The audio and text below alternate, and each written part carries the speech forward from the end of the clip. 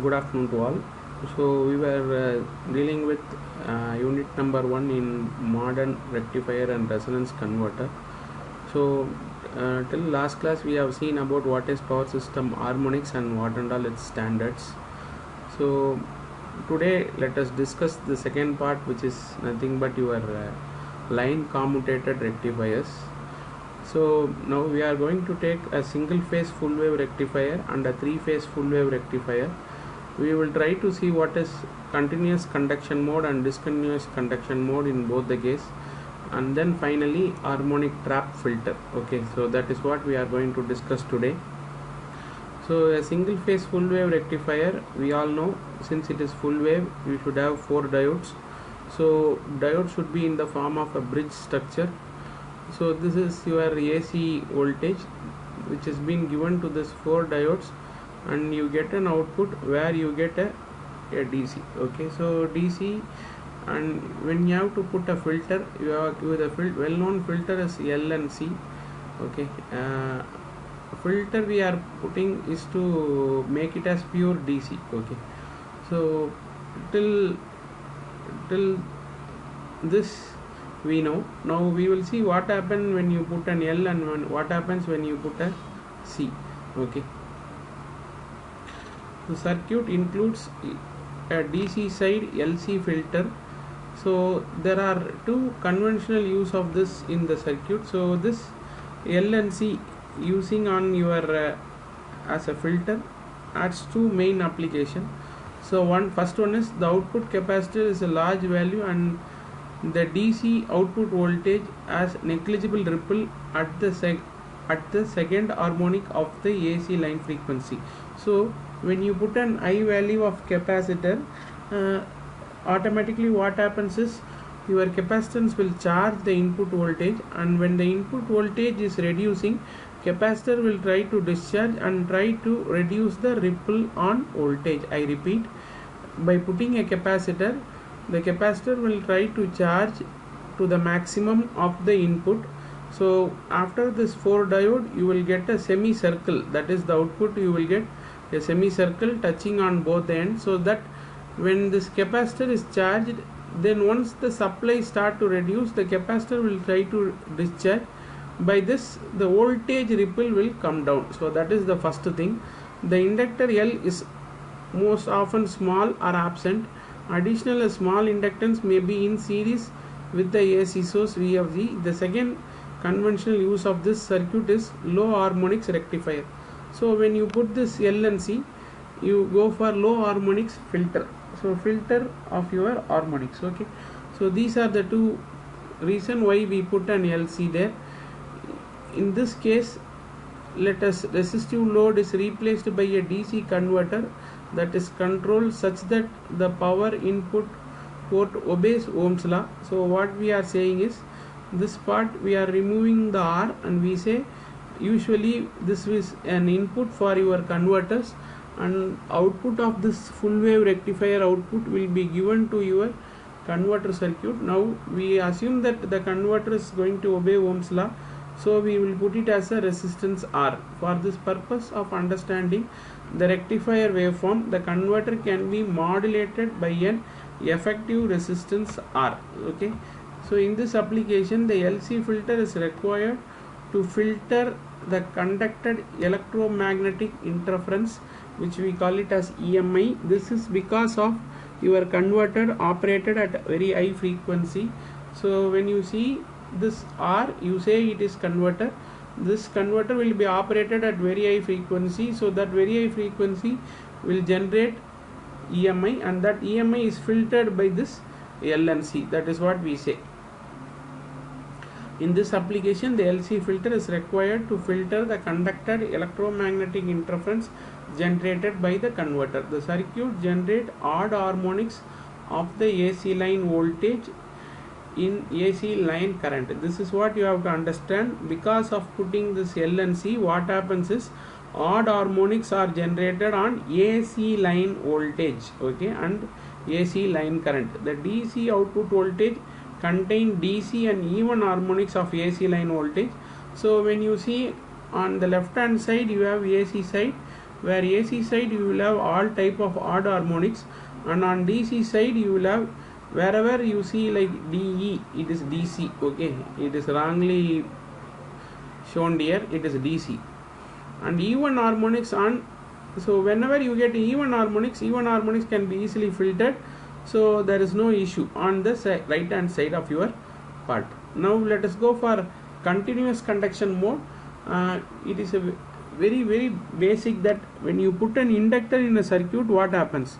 When you put an inductor in a circuit, inductor doesn't allow rate of change of current, which means the current cannot change drastically. If the current is not drastically changing, then current will not be allowed to touch zero. If the current is not allowed to touch zero, that is the heading, continuous conduction mode. So to get a continuous conduction mode, you should use a L. When an inductor L is very large, then the inductor current IL of t is essentially constant. So this follows V L of t is equal to L into d IL of t by dt. So when this is happening, what will happen is change in current is not possible, so automatically your current will become constant. That is on load side, not on input side. Okay, the slope dIL by dt can be made arbitrarily small by making L sufficiently large. So that is nothing but we know L doesn't allow rate of change of current. That is what I am repeating. When you put an L doesn't allow rate of change of current. So if rate of change of current is not there, obviously your output will be a continuous. In the limiting case where L is infinite, the slope becomes 0 and the inductor current is constant. So to get pure current on DC side, you have to put very high L, and that is not possible. You put it to some extent. Okay, the RMS value of the square wave is equal to the peak value I peak in the case of DC load current. The fundamental component of the square wave is equal to 4ik by pi. The square wave contain odd harmonics which varies as 1 by n. The distortion factor is therefore. So what we mean to say is, so when you put an I value of L, it is going to operate in continuous conduction mode on right hand side, that is on DC side, but on AC side you try to get a square wave, okay, not a sine wave. You will get a square wave on current. So your input current will trace a square wave, and that is square wave is equal to 4ik by pi. So depending upon the pi, your square wave value will depend. And the distortion factor, we know it is IL RMS by IRMS.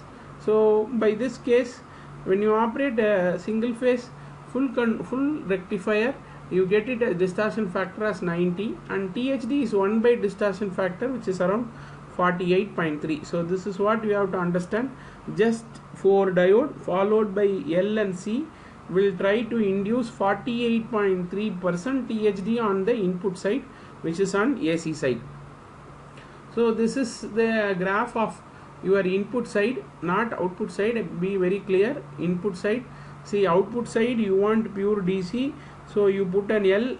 The L doesn't allow rate of change of current. So output side you get a pure current without any ripple. But this is going to reflect on input side. So input side rather as a sine, now it becomes as a square wave because of that. And this wave size of the square depends upon the peak current. So whenever the inductor is sufficiently large, rectifier diode conduct continuously.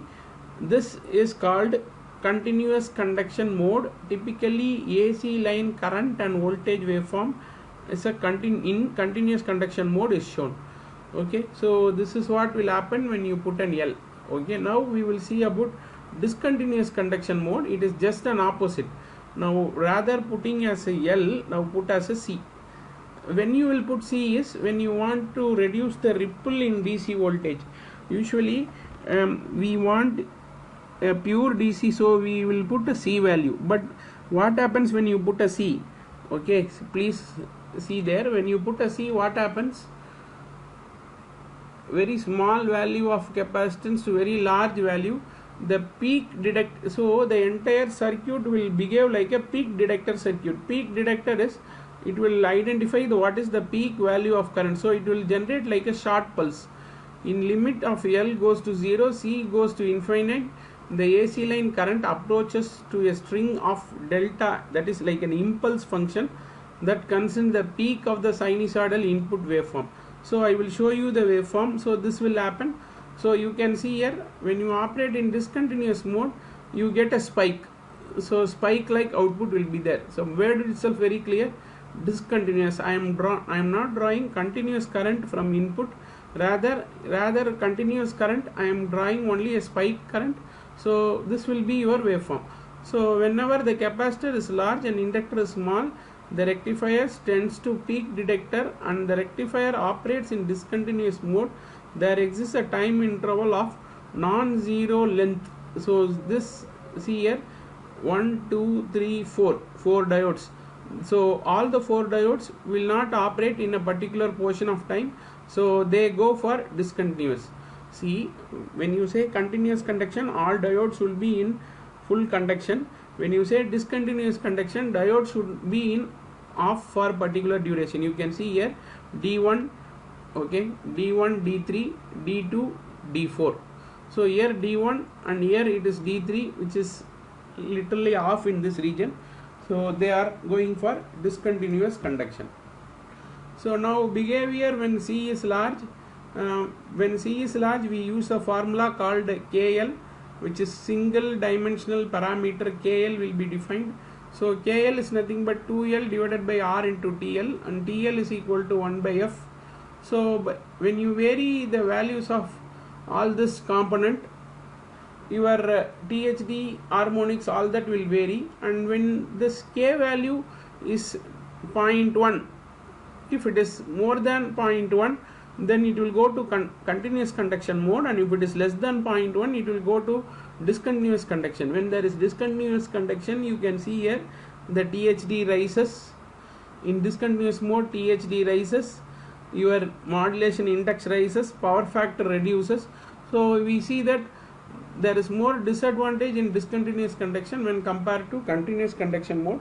So we usually go for continuous conduction. So you have to limit the value of C and L, and such that value of C should be less.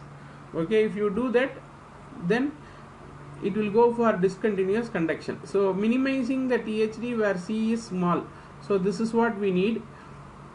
So inductor and capacitor are small and are intended solely to prevent load generated EMI for reaching the AC line. So I cannot make my L and C as 0, but I will make it as small as possible, so that I need it for EMI filters. Okay, so I cannot totally remove. The thing is, you should not go beyond a particular value of L and C. That is what we try to say. So you have to be in a situation that you have to operate such that with the minimum L and C you try to operate. So formula is for calculating this, we will say FP by F0 or F0 by FP. So with that we will find that K value, and that K value should lies between 0.1 to 1. So that is what we will do. For that, this is the formula. So it is 1 by 2 by root of LC, R0 is equal to root of LC, Q is equal to R0 by R by R0. So F is equal to F0 by R. So value of F0 by Q, if you put, you will get FP. So the ratio of F0 by FL, okay, that is what we mean to say. So that ratio, when you see, the THD varies with respect to Q factor. So you have to maintain such that with a lesser Q factor and with lesser frequency range, you get a THD of minimum THD. So this is how you have to reduce your THD. Now let us go to the next topic of three-phase bridge rectifier. Concept is same, only thing is there it was single phase, now it was three phase. So there you used 4 diodes, here we will use 6 diodes. So diode D1, D6, then D2, D4 and D3, D5. So that is the path for the close of phase A, phase B and phase C. Similarly, you use L and C. This L and C value should be chosen such that they go for EMI filter, and minimum value in order to reduce your harmonics. So basically full wave 3-phase uncontrolled rectifier with an LC output filter has a behavior of similar to a single phase, in that it exhibits both continuous and discontinuous mode depending upon the value of L and C. The rectifier generate odd non-triple harmonics in AC line current, so that AC line current may obtain 1st, 5th, 7th and 11th and 13th harmonic. So if you are not properly doing, instead of this 157 you will get third harmonic, which is a great issue. So you have to go for such that you don't go for triple harmonic. Okay, now when you say continuous conduction, it is similar to the what we have seen. So it will be a square waveform IAFT. So just for single phase we are drawing. So we know that next phase will be 120 degree apart. So it will start from the next location and it will be a similar square waveform, and then next one will be 120 apart. So this is how you have to draw for 3-phase, but this is drawn only for a single phase. Okay, in this mode occur when inductor L is sufficiently large. So when you say continuous conduction, you should remember L should be large, as well as when the filter element of L and C are removed entirely. So this how this graph will be there. You will not get as a square graph what you got in single phase, because now 2-phase is there at a time. So you will get a small ripple there, but you will get a square waveform for continuous conduction. Okay, with the THD of around 31.9% you are able to get that minimum THD I am saying. So in continuous conduction mode, AC line neutral voltage and phase current for a moderate value of inductor. Okay, now when you go for discontinuous, if the current is further reduced, I have already told, when you go for discontinuous you will get a peak detector. So peak detector detecting peak of the two side at an instant, it will have two spike. So okay, for a full wave single phase rectifier you had a one spike, here you will have two spike. The rectifier then began to peak detector and the current waveform becomes narrow pulse of high amplitude occurring near the peak of the line to line voltage. So line to line voltage you will get a 2 peak. Okay, then comes your last topic of unit number 1, which is nothing but harmonic trap filter. From the word itself we know that trap is nothing but you are going to observe a particular frequency. See, when on the AC side, if you say third harmonic, then it is nothing but 3 into F, which is 120, which means the F of the third harmonic is 150. So when you want to remove this, you have to design the LNC such that LNC allows 150 frequency alone to pass through it, or it is being observed on the input side itself. So this is how you call it as harmonic trap filter. A passive filters, harmonic trap filters are passive filters. We know what is meant by passive and active. Active filter is nothing but based upon your output, you try to identify and try to inject a particular portion of LNC, whereas in case of passive, the entire LNC will be there on the circuit permanently. So it is employed to reduce the current harmonics generated by the rectifier such that the harmonic limits are met. The filter network is designed to pass the fundamental and to attenuate the significant harmonics such as 5th, 7th, perhaps several higher order harmonics. Such filters are constructed using resonance tank circuit tuned for the harmonic frequency. You have to be very clear, you are tuning LNC for a particular frequency alone. So this is how the circuit will be.